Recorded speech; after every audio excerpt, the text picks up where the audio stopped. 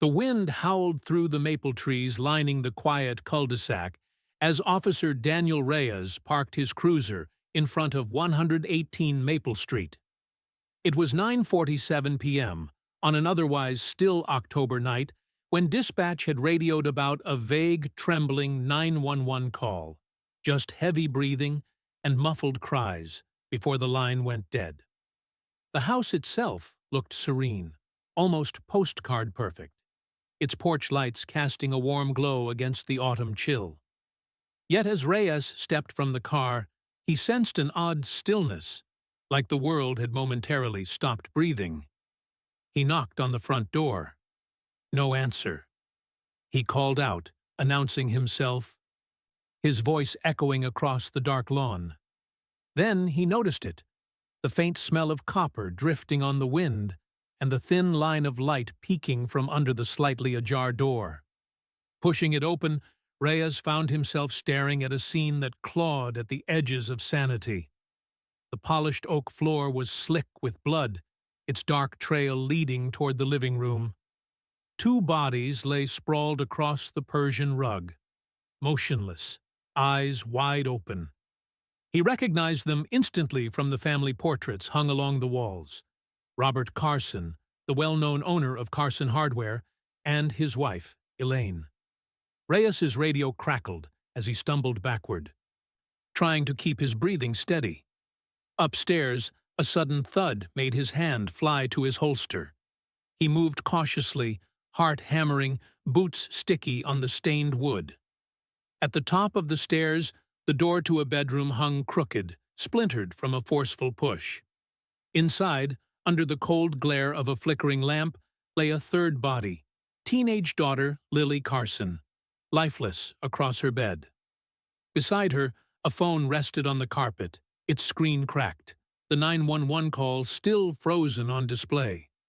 And just then, from somewhere in the back of the house, a floorboard creaked. Detective Marissa Cole arrived 20 minutes later.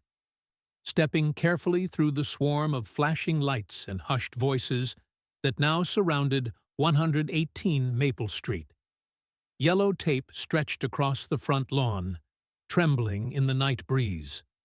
The house stood like a hollow monument, beautiful on the outside, but now gutted of all its warmth.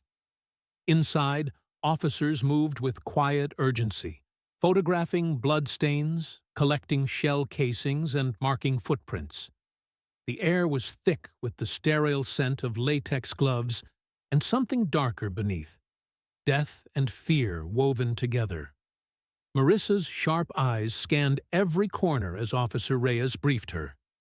He described the 911 call, the eerie silence, and how he'd discovered Robert, Elaine, and Lily. His voice faltered when he mentioned the faint creak he'd heard just before backup arrived. There were no signs of forced entry, and nothing of value seemed missing. Jewelry, electronics, even wallets remained untouched. It didn't fit a robbery. It felt personal. In the dining room, Marissa noticed a fourth chair pulled slightly away from the table, a half-drunk glass of water still beading condensation beside it. That was when Reyes told her something chilling. There was supposed to be one more member of the family, 19-year-old Michael Carson. He wasn't among the dead. Within the hour, a bolo went out. Marissa studied a framed photo of Michael on the mantel. Dark-haired, confident smile, varsity jacket slung over his shoulder. Neighbors confirmed he hadn't been seen that evening. No vehicles were missing from the driveway, meaning if he'd left, someone had picked him up. Or he'd run. As paramedics zipped Lily's small body into a black bag, Marissa's jaw tightened. Somewhere out there was the only living witness to what had happened in this perfect house turned slaughter scene. And if her instincts were right, Michael Carson might not just be a witness, he might be the reason. By morning, Maple Street was swarming with news vans and gawkers, their whispers buzzing like flies around the yellow tape. Inside the Carson home, Detective Marissa Cole stood over the dining table, scrolling through Michael Carson's social media accounts on her phone. His last post had been 2 days earlier, a smiling group photo with friends at a college football game. Nothing seemed out of place, no hint of darkness beneath the grin. But Michael was gone, and the longer he stayed missing, the more it looked like running rather than survival. Officers had checked nearby hospitals, shelters, and even the homes of his closest friends. No one had seen him. His phone was off. His bank card hadn't been used. It was as if he had dissolved into the night. The absence gnawed at Marissa. If Michael had witnessed the murder of his family, why hadn't he come forward? Fear could explain it. Guilt could explain it better. As the coroner's team rolled out the last gurney, Marissa walked through the house again, trying to read the walls like they were keeping secrets. In Robert's home office, she found financial documents spread across the desk. Mortgage late notices, credit card bills, and something stranger, a half-completed life insurance beneficiary form. The name Michael Carson was scrawled in shaky ink. Her phone buzzed. It was Captain Warren from the precinct. "We've got a ping," he said. Michael's phone turned on for 60 seconds near a Greyhound station in Dayton. Then it went dark again. Marissa's mind sharpened. If Michael was trying to disappear, that bus station could be her only shot at catching him before he slipped away completely. She grabbed her coat and headed for the door, the morning sun casting long, skeletal shadows across the blood-stained carpet behind her. The Greyhound station in Dayton reeked of diesel, stale coffee, and hurried goodbyes.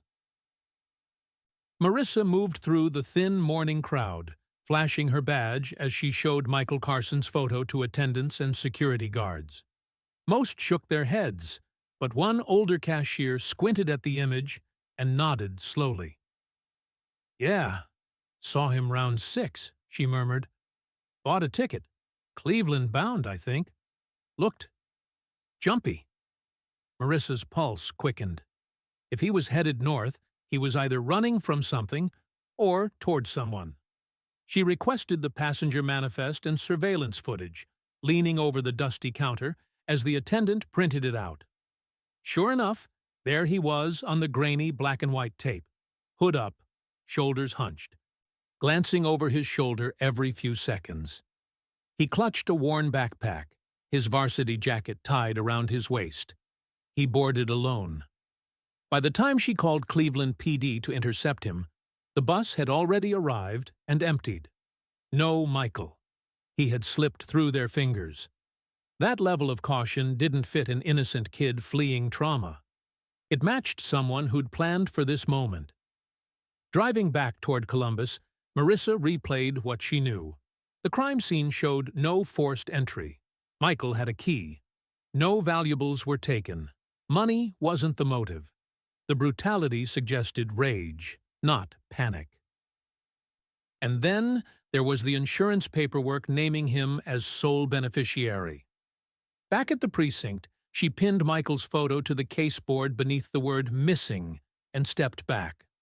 The boy in the photo smiled easily, but now his eyes seemed to follow her across the room, hollow and unreadable.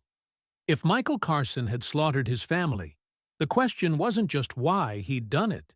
It was who he had become, to be able to. Back at the Carson house, the forensics team worked methodically, combing through every inch of the blood-soaked rooms. Marissa joined them late that night, walking the echoing halls with latex gloves and a silent fury building in her chest. The media was already dubbing it the Maple Street Massacre. Headlines called the Carsons the perfect family, but Marissa knew better than to trust perfection. Perfect was often just the mask tragedy wore. In Robert Carson's office, she found a hidden compartment inside the bottom drawer of his mahogany desk. Inside lay a stack of bank statements, each red-lined with overdraft notices and mounting loan balances. The Carson hardware empire, it seemed, had been bleeding money for months. Even worse, a sealed envelope contained legal documents for a pending foreclosure on the family home. The family's fortune was crumbling from within. Then came another crack. Elaine Carson's phone.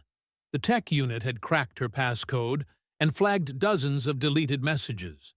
When restored, they revealed a secret affair with a man named Victor Lang, Robert's former business partner, who had mysteriously resigned from the company the previous year.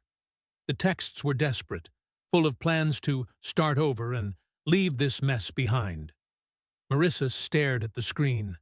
Financial ruin, infidelity, and yet outwardly, they'd thrown lavish neighborhood parties and sent their daughter to a private academy.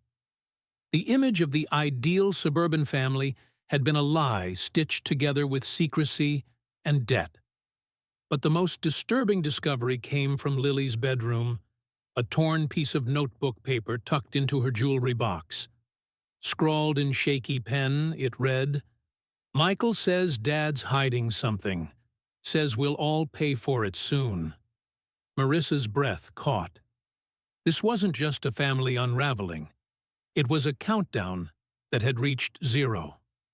The next morning, Marissa met with Michael's former guidance counselor, Mrs. Angela Harkins, in the quiet corner of a high school library. The woman's hands trembled slightly as she pushed a folder across the table. Inside were Michael's records, glowing grades, glowing recommendations, and glowing comments about his leadership qualities and drive. It was a portrait of a model student. Too perfect, Marissa thought. Michael was intense, Mrs. Harkins said softly, her eyes distant. Driven, yes, but there was something cold beneath it. He didn't talk much about his family, except Lily. He adored her. Everyone assumed he'd be the first Carson to leave this town behind. She hesitated, then added, but last spring, he started coming to school exhausted, agitated. Said there was tension at home. I told his parents. They said he was just stressed about college. Marissa left the school with the uneasy sense that Michael had been carrying something heavy long before the blood spilled on Maple Street. She dug deeper into his life, talking to his closest friend, a wiry boy named Josh Rayner. Josh shifted nervously on the steps of his apartment building. Mike wasn't crazy, he insisted, but he talked about them like they were enemies, said his dad would destroy everything before letting anyone else have it. And he said Lily didn't see what was coming. It painted a chilling picture, a boy watching his family collapse, trapped in the shadows of their secrets. A boy who might have snapped, or decided to act, before the collapse crushed him too. As Marissa drove away, she glanced at Michael's photo on her passenger seat. His grin now looked like a disguise. Whatever broke inside Michael Carson, it hadn't happened overnight. It had been building, like a fuse slowly burning toward an explosion. Marissa arrived in Cleveland before sunrise, her car slicing through the fog-slick streets near the bus terminal. Local detectives had found nothing. No security footage of Michael disembarking, no witnesses who saw him. It was as if he'd evaporated on arrival. But Marissa knew better. Disappearing required planning. And Michael had planned. She checked the terminal lockers and struck gold. A dented gray locker registered under a fake name, but opened with a combination matching Michael's old gym lock. Inside were fresh clothes, a burner phone still wrapped in plastic, and an envelope with nearly $2,000 in cash. There was also a folded map with 2 routes highlighted, one leading north to the Canadian border, the other west toward Chicago. He was giving himself options, lifelines. At the precinct, she powered on the burner phone, hoping for a clue. One text blinked on the screen, unread. "We're running out of time. Do it before they ruin you too." No contact name, just a Cleveland number. Her stomach knotted. Someone was helping him. She requested a trace on the number, but without a warrant, it would take hours. Time she didn't have. If Michael crossed the border, this would spiral into a national manhunt. Before leaving, she studied the map again. A red circle marked a small suburb outside Cleveland, Westbridge.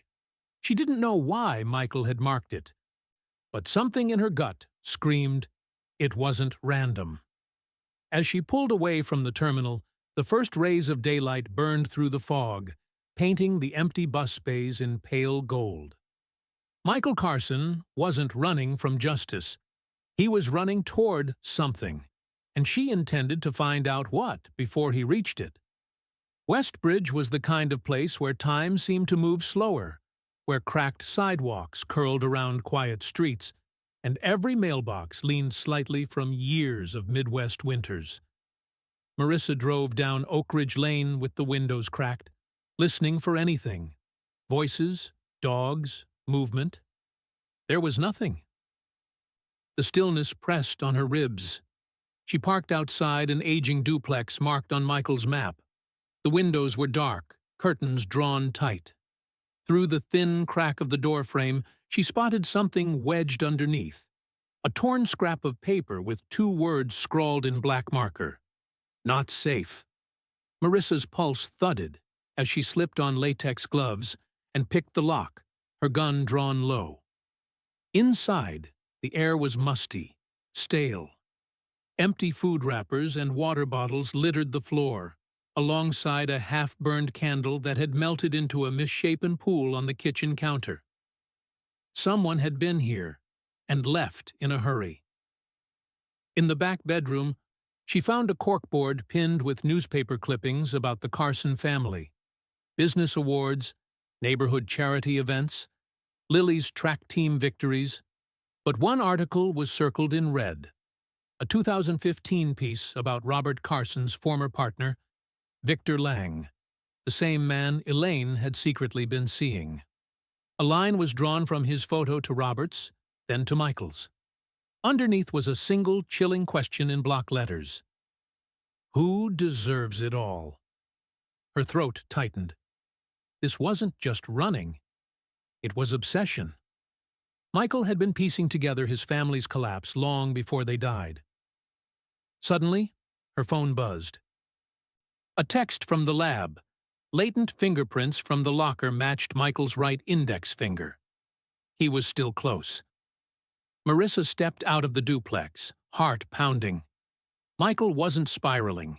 He was executing something, and she was just beginning to understand the scope.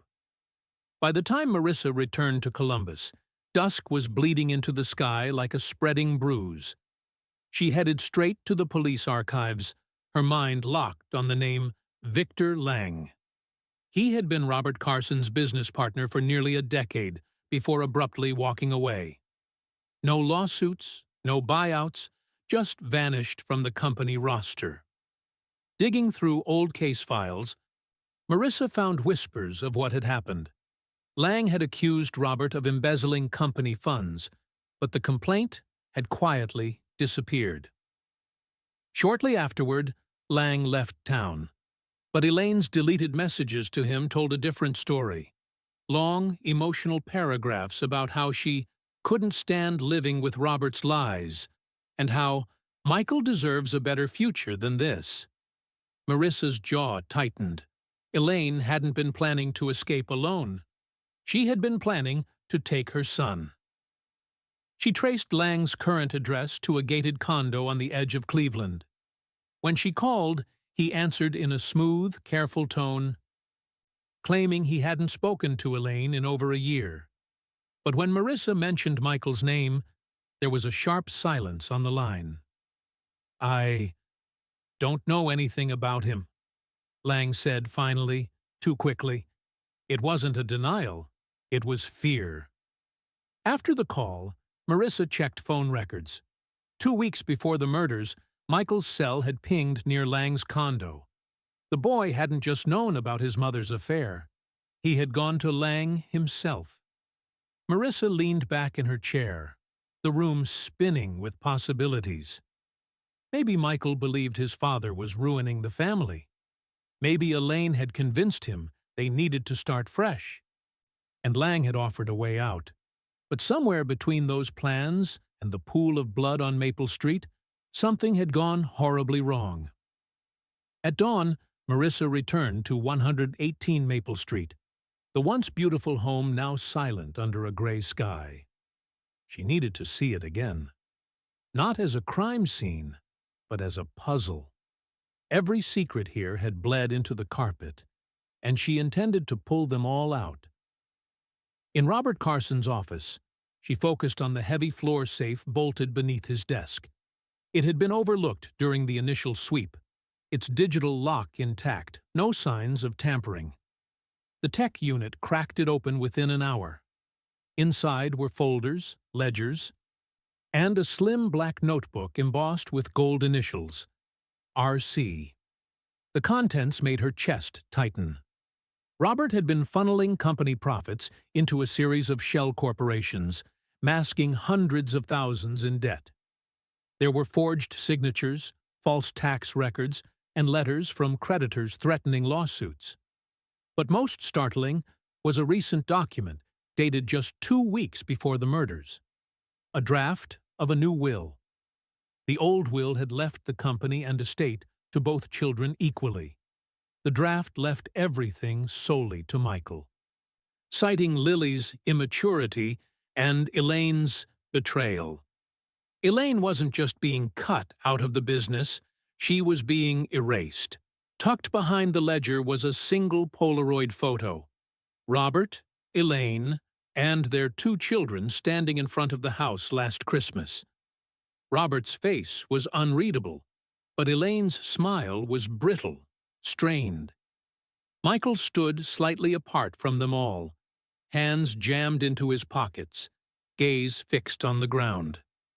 Marissa closed the safe gently, her heart drumming. Robert had rewritten the family's future in secret, and Michael had known. The note in Lily's room wasn't paranoia. It was prophecy. And if Michael believed he was meant to inherit everything, maybe he had decided to claim it the only way left.